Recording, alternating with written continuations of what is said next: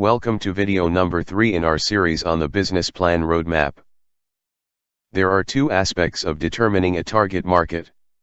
First, we need to know what kind of people are most likely to want our product or service, that is, older or younger people, people in a certain income range, and so on. Journal articles or websites that talk about our product or service will probably give us the best insight into this type of information. Second, we want to know the size of the market that these people represent, that is, how many people are in this group, and where they can be found. The roadmap's target market page contains information and links that can help you gather this information. Like the industry analysis page, the target market page identifies several questions that lenders will expect to see answers to, along with substantiating data. These questions concern market size, market share, and anticipated changes in customer demand over time. And, as with the industry analysis page, the examples from plans section contains specific page references to the relevant business plans and guides. The Census of Canada is an important source of market data for people in different socio-economic categories, such as age, income, education, and occupation. The census is carried out every 5 years, in years ending in 1 and 6, such as 2016 and 2011. A large amount of census data is available for free on the Statistics Canada census site. It covers hundreds of socio-economic characteristics for provinces, territories, municipalities, and smaller geographic areas. The census is a survey based on questionnaires that are filled out by the residents of every household in Canada. 8 out of 10 households are given the short-form census questionnaire, which asks a set of basic questions. 2 out of 10 households, or 20% of the population, get the long-form questionnaire. The long form asks the same questions that are on the short form, plus several more questions relating to topics such as income, ethnic origin, and educational level. The census survey is compulsory, although people are rarely prosecuted for not complying. In the 2011 census, the long form was replaced by a voluntary national household survey. In the 2016 census, the compulsory long form questionnaire was reinstated. It takes a long time to process census data. Results of the 2016 census will not begin appearing until early in 2017. The target market page provides many links to different census data sites, but if your customer base is in Winnipeg, a particularly useful information source is the City of Winnipeg Census website. The City of Winnipeg contracted with Statistics Canada to map census data according to the boundaries of Winnipeg neighborhood areas, which are differentiated by such factors as property values, lot sizes, and age of housing. The City of Winnipeg Census link takes us to a map of Winnipeg communities. When we click on a community, we are taken to a map of neighborhoods within that community. For example, here are the neighborhoods within the Downtown West community. When we click on a neighborhood, for example, Daniel McIntyre, we retrieve all of the census data for that neighborhood.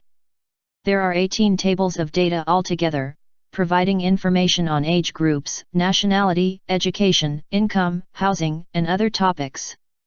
For example, this table shows population by 5-year age groups. This table gives data for English, French, and 30 other languages. The census data is available in both PDF and Excel spreadsheet formats. Here's the table of income data in Excel format. The target market page provides many other links to census data. Some of these links lead to specialized tables that combine data on different topics.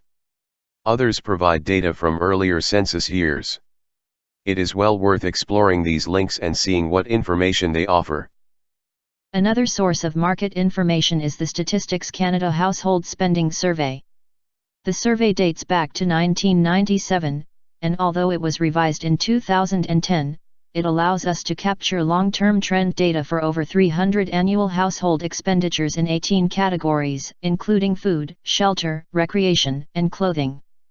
The yellow sections on this page list the expenditures within each category. Links to both the 1997 to 2009 survey, and the 2010 to date survey, are at the top of each yellow category section. You can browse through the yellow sections to find specific expenditures and then click on the links to go to the older or newer data tables. The 2010 to date survey combines much the same expenditures in one data set, and uses different tables to filter the data in various ways, for example, by income level or dwelling characteristics. The household expenditure data is part of the CanSim Time Series database.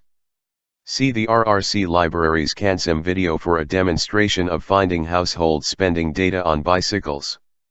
Go to youtube.com or .ca and search for the hashtag RRCEP. We will now go to a roadmap subject page that will help you with developing balance sheet information for your business plan. The roadmap's balance sheet page contains a link to financial performance data.